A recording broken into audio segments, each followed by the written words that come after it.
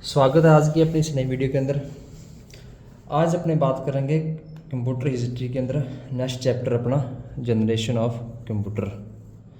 Generation of computer के बारे में अपने अपने डिटेल से अपने स्टडी करेंगे। उससे पहले आपसे रिक्वेस्ट है मेरी, इस वीडियो को आप ज़्यादा से ज़्यादा शेयर करें और अपने वीडियो को लाइक ज़रूर करें। तो स्टार्टिंग करते हैं अपने फर्स्ट जनरेशन से।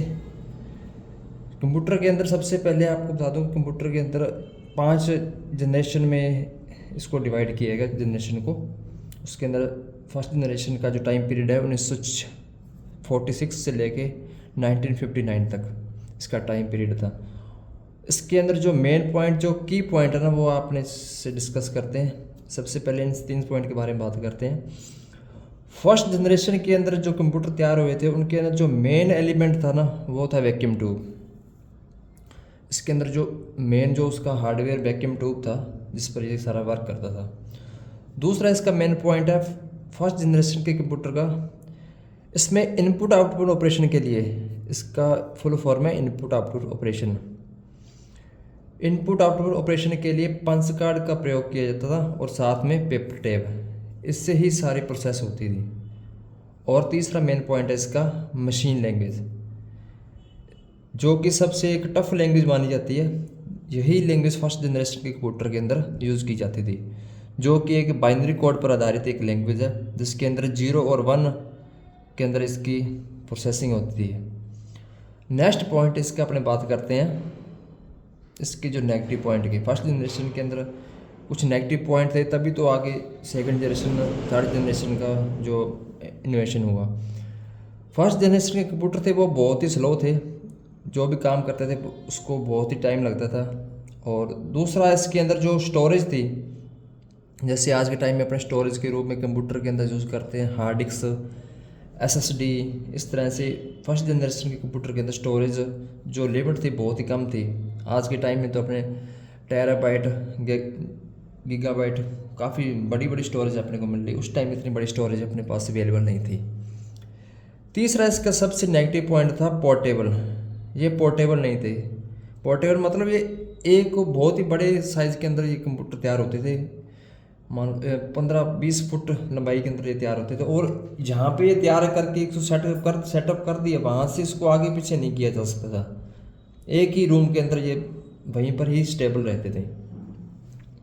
तीसरा इसका सबसे 4 नंबर पॉइंट इसका है नेगेटिव पॉइंट के अंदर इलेक्ट्रिसिटी। बहुत ही ज़्यादा ये लाइट कंज्यूम करते थे, इलेक्ट्रिसिटी बहुत ही ज़्यादा खपत होती थी। और नेक्स्ट पॉइंट इसका जो है मशीन कोड इसमें जो यूज़ होता था, जो कि काफ़ी एक टफ प्रोग्रामिंग लैंग्वेज मानी जाती है, इसलिए इस जनरेशन में काफ़ी ज़्यादा इन्वेंशन नहीं हुई। इसके कुछ उदाहरण मैंने आपके सामने लिख रखे हैं। सबसे पहला एग्जाम्पल है आपके सामने ENIAC। इसकी full form electronic numerical integrator and computer. इस कंप्यूटर का आविष्कार किया था John Mauchly and J Presper Eckert ने।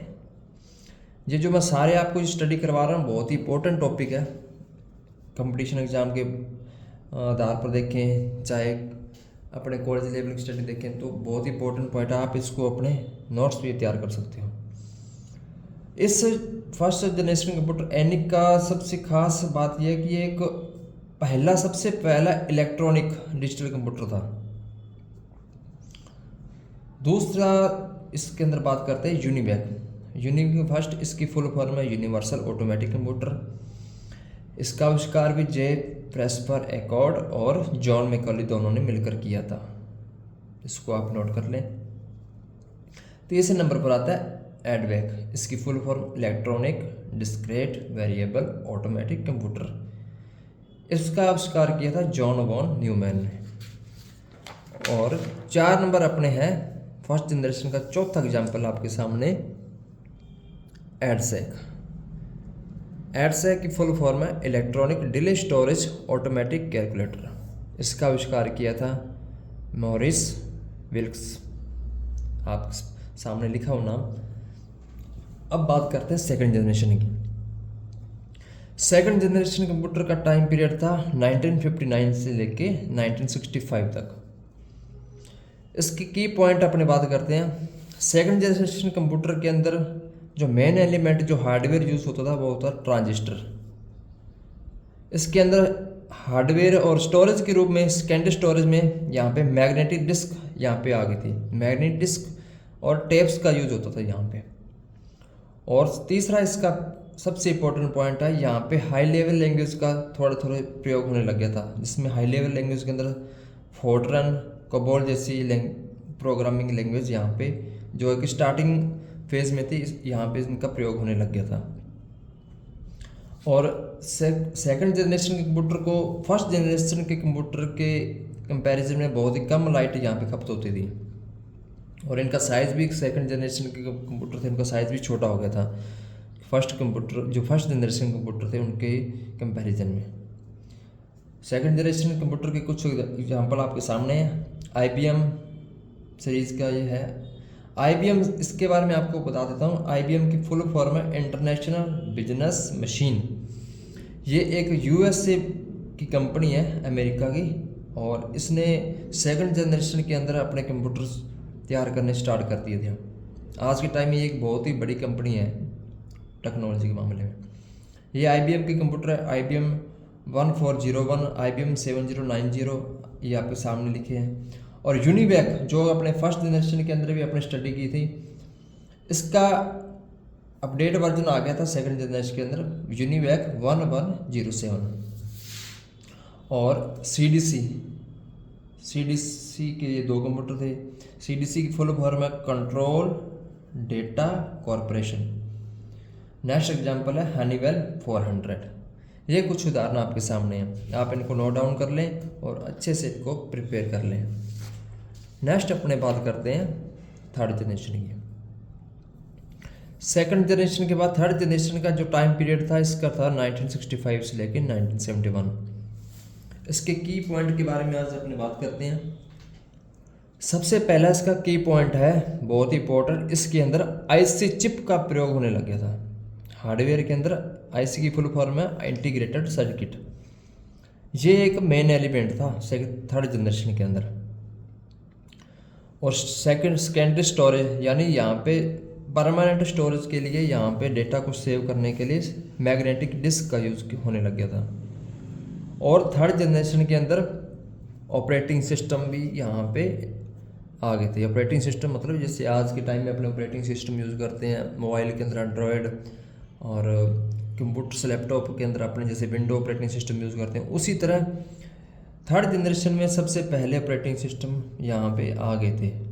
ये इनिशियल स्टेज पर थे, बट यहाँ पे ऑपरेटिंग सिस्टम का यूज़ होने लग गया था। ऑपरेटिंग सिस्टम के अंदर real time operating system, multi programme operating system, ये दो ऑपरेटिंग सिस्टम यहाँ पे यूज़ होने लगे थे। और थर्ड जनरेशन का एक सबसे खास पॉइंट ये भी है कि यहाँ पे साइज सबसे छोटे हो गए थे, बहुत ही छोटे हो गए थे। मतलब जैसे अपने घरों पे टीवी होते हैं, जो बड़े टीवी होते थे LCD से पहले, उस साइज़ के यहाँ पे थर्ड जनरेशन में कंप्यूटर तैयार होने लगे थे, यानी काफ़ी साइज़ छोटा हो चुका था। इसका सबसे मेन कारण था IC चिपसेट। IC चिपसेट की वजह से ही यहाँ पे कंप्यूटर का साइज छोटा हो गया था। और थर्ड जनरेशन में कबोल, बेसिक, फोर्ट्रन की सीरीज, फोर्ट्रन सेकंड से लेके फोर्ट्रन फोर्थ की सीरीज यहाँ पे यूज होने लगी थी हाई लेवल लैंग्वेज के अंदर। और इसके थर्ड जनरेशन कंप्यूटर के एग्जांपल आपके सामने हैं। IBM सीरीज़ का यूनिवैक 1108। यूनिवैक अपने सेकंड जनरेशन के अंदर भी स्टडी की थी, उसका ये अपडेट वर्जन है। NCR 395, PDP सीरीज़ के PDP 8, PDP 11। हनीवेल जो पीछे अपने पढ़ा था 400 सेकंड जनरेशन के अंदर, उसका next update version Honeywell 600 series के कंप्यूटर यहाँ पे आ गए थे। नेक्स्ट अपने बात करते हैं साथियों फोर्थ जनरेशन की। फोर्थ जनरेशन सबसे बहुत ही मतलब एक युग बदलने वाली जनरेशन थी। फोर्थ जनरेशन का टाइम पीरियड था 1971 से लेकर 1980 तक। इस जनरेशन के अंदर जैसे आज अपने इंटेल के माइक्रो प्रोसेसर यूज़ करते हैं कंप्यूटर्स के अंदर, उस तरह के प्रोसेसर यहाँ पे आ चुके थे फोर्थ जनरेशन के अंदर। ये एक की इनोवेशन था फोर्थ जनरेशन का।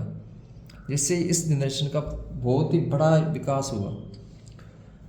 और सबसे मेन चीज़ यहाँ पे VLSI टेक्नोलॉजी आ चुकी थी, जो कि मेन एलिमेंट था, वेरी लार्ज स्केल इंटीग्रेटेड। इसमें होता क्या है कि इस VLSI टेक्नोलॉजी के अंदर काफ़ी सारे 1000 के अंदर जो ट्रांजिस्टर होते थे ना, जो अपने यूज़ करते थे थर्ड जनरेशन के अंदर, सॉरी सेकंड जनरेशन के अंदर जो ट्रांजिस्टर यूज़ करते, उनको एक चिप सेट के अंदर एक प्रोसेसर होता है, उस पे सभी पे इंस्टॉल सेट कर दिया था 1000 ट्रांजिस्टर एक ही चिप सेट पर। और इस कारण से इसकी स्पीड भी काफ़ी बढ़ गई थी, जो भी अपने टास्क करते थे बहुत ही फास्ट होने लगे थे। यहाँ पे हाई लेवल लैंग्वेज C++, जावा, बेसिक, पास्कल, इस तरह की लैंग्वेज यहाँ पे यूज़ होने लगी थी। और सबसे खास बात, इनपुट आउटपुट ऑपरेशन के लिए कीबोर्ड, माउस, मॉनिटर, इस तरह की डिवाइस यहाँ पे हार्डवेयर यूज़ होने लगे थे। और साइज़ तो आपको पता ही, फोर्थ जनरेशन के अंदर काफ़ी छोटे हो चुके थे, लगभग जो अपने नॉर्मल अपने साइज़ आज के टाइम में जो लैपटॉप या आते हैं उनसे थोड़े से बड़े थे साइज़। और स्पीड CPU की वजह से, CPU फुल फॉर्म होती है सेंट्रल प्रोसेसिंग यूनिट, इसकी वजह से स्पीड काफ़ी इसकी इंक्रीज हो चुकी थी। इसके एग्जांपल है फोर्थ जनरेशन के सबसे, जो आज के अंदर आज सबसे बड़ा ब्रांड आज बन चुका है, USA बेस्ड कंपनी है एप्पल। उसने अपना सबसे पहला एक सिस्टम लॉन्च किया था कंप्यूटर, एप्पल सेकंड के नाम से। इसके अंदर इनका ऑपरेटिंग सिस्टम था मैकिनतोश, ये इनका खुद का ऑपरेटिंग सिस्टम था एप्पल का।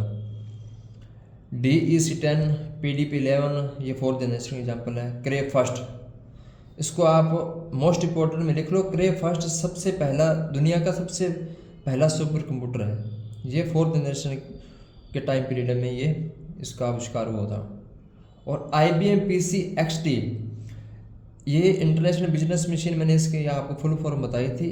इस कंपनी ने माइक्रोसॉफ्ट के साथ मिलकर, IBM PC XT इनका ये हार्डवेयर था और माइक्रोसॉफ्ट कंपनी का विंडो 1.0 ऑपरेटिंग सिस्टम था। इन दोनों कंपनी ने मिलकर ये एक एक कंप्यूटर तैयार किया था सबसे पहले। और अब बात करते हैं अपने फिफ्थ जनरेशन की। फिफ्थ जनरेशन का टाइम पीरियड था 1980 से शुरू हो चुका और टिल अभी इसका टाइम ये चल रहा है। अभी ये इन्वेंशन, इस पर नए इस पर आविष्कार हो रहे हैं, नए इसके अंदर टेक्नोलॉजी आ रही है। फिफ्थ जनरेशन का मेन फोकस है अल्ट्रा लार्ज स्केल इंटीग्रेशन पर, और इसके अंदर आर्टिफिशियल इंटेलिजेंस पर ज़्यादा फोकस किया जा रहा है, ताकि कंप्यूटर वो अपने लेवल पर लर्न करें, डिसीजन जैसे अपने ह्यूमन अपने आम इंसान डिसीजन बनाता है कोई भी काम करना, उस तरह से खुद डिसीजन कंप्यूटर बनाए, इस तरह का यहाँ पे टेक्नोलॉजी लाने की तैयारी चल रही है। और साथ में यहाँ पे पैरेलल प्रोसेसिंग, इसका मतलब एक ही कंप्यूटर सिस्टम के अंदर प्रोसेसर का मल्टीपल प्रोसेसर लगे होंगे, जिससे कि मल्टीपल टास्क एक साथ कर सकें, यानी मल्टीपल प्रोसेसर से मल्टीपल टास्क कम टाइम के अंदर कंप्लीट किए जा सके। ये इसका मेन फोकस है। और इसके कुछ उदाहरण हैं, सबसे खास उदाहरण है आज के टाइम में अपने सभी के पास है स्मार्टफोन, जो मोबाइल है, टैबलेट्स हो चुके हैं, लैपटॉप हो चुके हैं, इन सभी के अंदर आज के टाइम में आर्टिफिशियल इंटेलिजेंस के फीचर आ चुके हैं। और ये फिफ्थ जनरेशन के सभी एग्जाम्पल हैं। तो ये थे अपने सारी अपने फर्स्ट जनरेशन लेके फिफ्थ जनरेशन तक स्टडी कर चुके हैं अपने। अब आपको एक टास्क मैं दे रहा हूँ, आपने क्या करना है, जनरेशन ऑफ कंप्यूटर एक तरह इस तरह के आपने एक डायग्राम बनाना है, जिसके अंदर एक साइड में जनरेशन लिखनी है आपने, और यहाँ पे आपने ये लिखना है जैसे फर्स्ट जनरेशन का टाइम पीरियड कहाँ से कहाँ तक था। जैसे मैं एक एग्जांपल से आपको समझाता हूँ। जैसे फर्स्ट जनरेशन का टाइम पीरियड है 1946 से लेके 1959 तक, इस तरह लिखना है। इसका मेन एलिमेंट क्या है, कौन सा इसमें जो हार्डवेयर यूज होता है, जैसे यहाँ पे वैक्यूम ट्यूब हुआ था यूज फर्स्ट जनरेशन में, इसके एग्जाम्पल लिखने हैं। जैसे यूनिवैक फर्स्ट, इसका एग्जाम्पल है फर्स्ट जनरेशन का। इस तरह से अपने पाँचों जनरेशन का एक डायग्राम बना के उसमें ये सारा कुछ लिखना है। और कमेंट, अगर आपको इसकी जो मैंने ये नोट्स तैयार किए हैं इसकी आपको PDF चाहिए तो आप मेरे को कमेंट करके ज़रूर बताएं, और मैं आपको PDF मैं अपने कमेंट सेक्शन में या आपको मैं प्रोवाइड करवा दूँ। आप कैसी लगी आज की वीडियो, इसके बारे में आप ज़रूर अपनी राय दें और अपने YouTube चैनल को सब्सक्राइब जरूर करें, वीडियो को लाइक करें और ज़्यादा से ज़्यादा अपने साथियों के साथ शेयर करें। तो आज की वीडियो में बस इतना ही। Thank you.